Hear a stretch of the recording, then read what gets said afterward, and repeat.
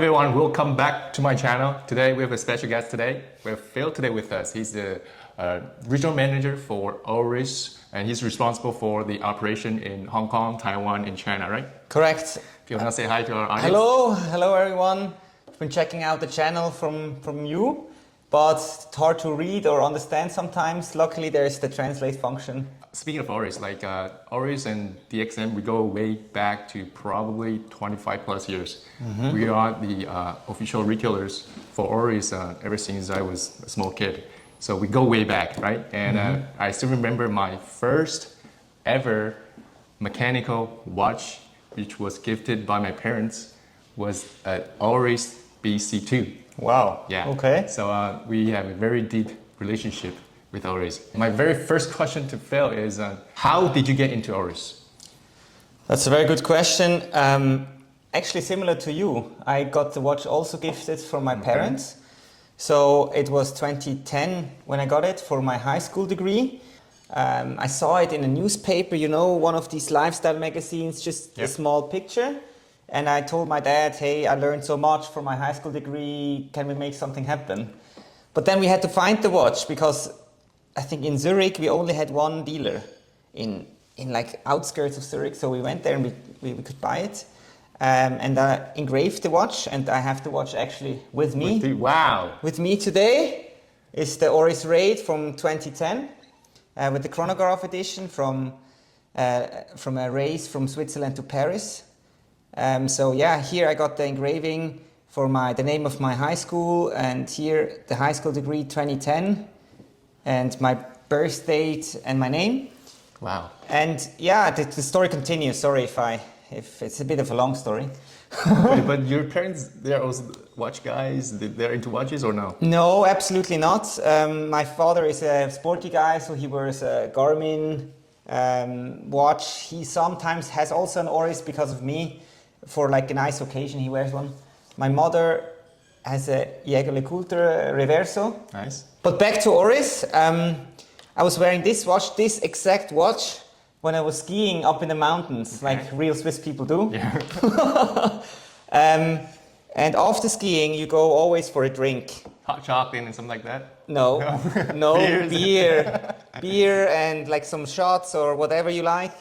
So I was drinking at the bar and it was quite late, maybe 2 o'clock in the morning. And then a guy came out of the dark, out of the blue and touched me on my shoulder like, yeah, and I looked back at him, here as a Kermit now. And he asked me, hey man, tell me 3 words about your watch. I really didn't expect it. So I said, elegance, Swissness, because it's a mechanical watch, and understatement.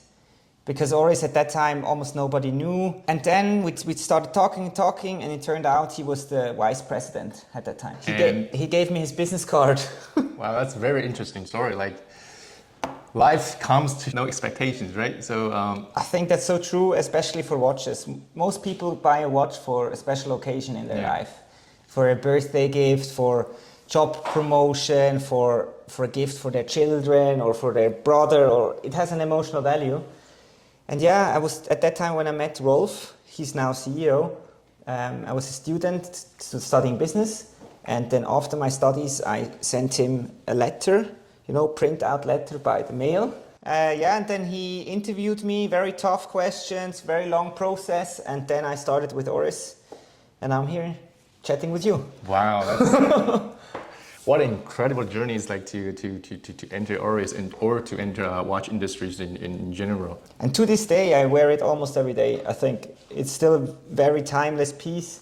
It's very unique, fits well on the wrist, and it gives me strength and power when I wear it. Another question I'm going to ask you guys is, what's the difference between Taiwanese market, Hong Kong market, or China market, since you've been to all 3? I think the Taiwanese and the Hong Kong market are the most mature market in terms of just duration of watch collecting. In Taiwan, you have people who collect watches in 30, 40 years, as well as in Hong Kong. I was just recently, last weekend in Hong Kong, and on Friday we had an event at our service center, and a guy came with must be like 40-year-old Oris Big Crown Pointed Date. His first watch that he bought for his first job. So the history of watch collecting and watch enthusiasm is much longer. Yeah. In China, it's much more about the popularity of the brand, I would say, the brand status. Of course, also sometimes about history, about the classical side of things.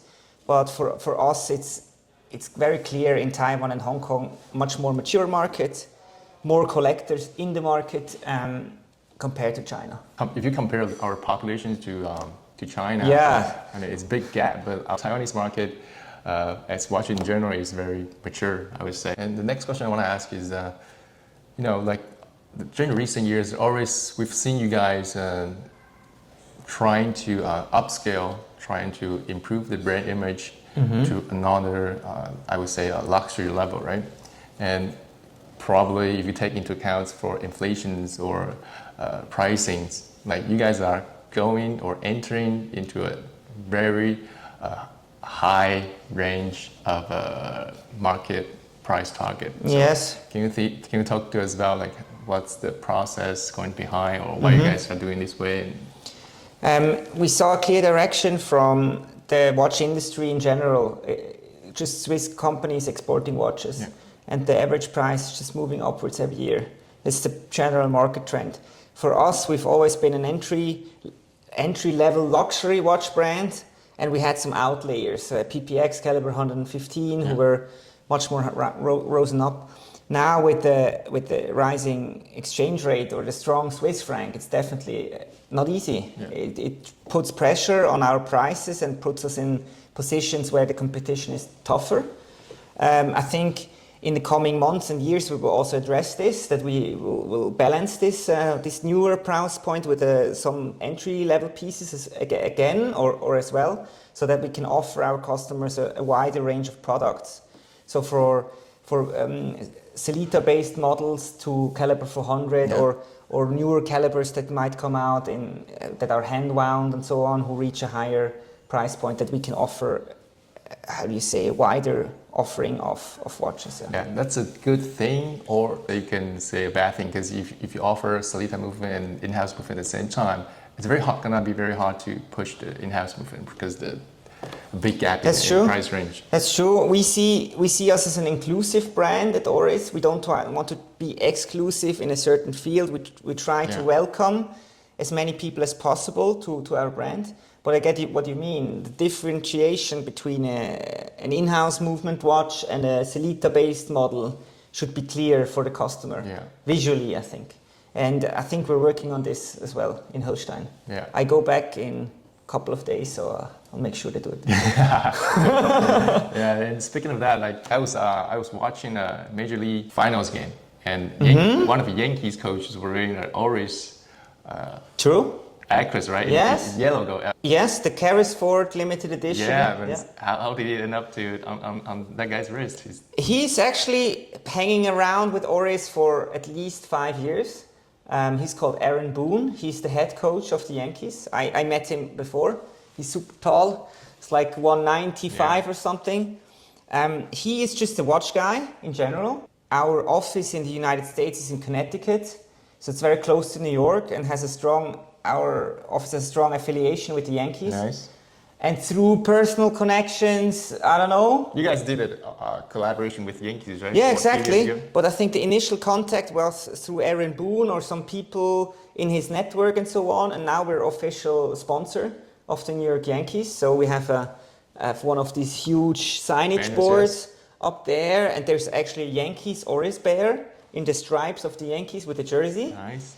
And once per season or twice per season, there is Oris bear at the Yankee Stadium, where they give out like 10,000 of Oris bear mugs with the New York Yankees sign on it. And if you don't have, there's also a very cool New York Yankees cap. Yeah, we received some. Yes. Yeah. So make sure you hit this guy up. Maybe he gets you one, or otherwise I get you one. So baseball as a sport is very much tying into our values. It's a family-based sport. It's about precision. You know, the last jump there, the last pitch. It shares very similar values than watchmaking. And Aaron Boone, he's now wearing an Oris watch almost every day. I even saw a post on Instagram saying, depending on what color of Boone is wearing, it determines who he's gonna call out to pitch on the field. Nice. That's definitely some, like all the watch brands you do, like you integrate their brands into like sports, lifestyle, and all that stuff. You guys been doing great on like environmental topics. That's very nice to see people like you guys as independent brands who don't have much sources like all the big groups. Yes, But yes. At least you guys have been doing this. I think it will definitely help the brand growth in the future. We also had one incident where Will Ferrell, he's an American actor and comedian. He was wearing at the Barbie movie, the premiere, he was wearing a PPX salmon dial, and nobody knew it from our team. He just went into a dealer shop And bought it? in Los Angeles and bought it. And no one recognized it? Nobody was informed or anything. So we saw it on, all these in these magazines. He was just standing there with the PPX 7 watch, like really crazy. And then obviously we reached out to him. Yeah, that he's like a cool guy, and he has just a general interest in watches. And I think he's also wearing this right now. Nice. I saw a picture on one like show or something where he was wearing that one. And that's cool because I think, yes, you can pay a lot of money to gain Their endorsements and gain all that. an endorsement, get an ambassador, but it's not really genuine. Yeah. Like they wouldn't do it if they wouldn't get paid. Yeah. And these guys, they just love us as a brand, and they love the watches as we do love watches. Yeah. I think that's much more from the heart, and that's much more us. It was very nice talking to you about Oris in general and all the behind the scenes. And make sure you go back to Swiss, and Oh yes, during your next meetings, you can bring up all the topics we talked about today. yes, I will for sure. And also one point, if you want to come to Switzerland and visit Holstein, our factory, you can do that. Check out our website, oris.ch. There's a section for service and locations. Now we have a own boutique in Oris, in the Oris building. Before that, we had many people passing by, and we were just a factory, could not show anything. Now we have a boutique, we have a whole tour you can book. So you can register for factory and then actually see all the behind the scenes Yes. machines and all that stuff. You see the design. We usually start at the museum part, so the history of Oris. Then you go to the design studio where you see some drawings and some like sample pieces you can touch and feel. And then you go one floor down where they put all the pieces together. And then in the end is the boutique where you can hang out there, Nice. look at the pieces. So if you want to come to Switzerland, please let you know and then let me know. I have them registered. Yes. But you guys have to pay for the tickets. Yes, Flight tickets. unfortunately you have to. But we will host you when you come. Definitely. We'll make you time worth. All right. Thank you very much for your time today, man. Thanks so much. Thank you. See you soon. Thank you.